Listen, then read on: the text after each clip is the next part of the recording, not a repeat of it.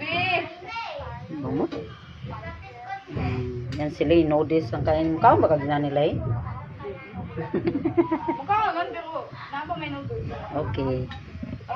Humot kayo no. Shout out dyan sa mga probinsya like me. Okay. Masarap kumain ng tuyo kapag ganitong panahon na malamig, maulan, ganon. Okay. Sarap. And then noodles. Mga brothers and sister. Noodles po yan ah. Hindi yan food color.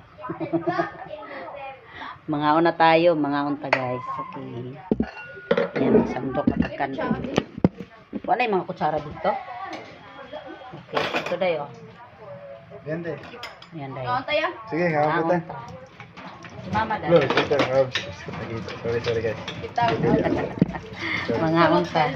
Sorry guys.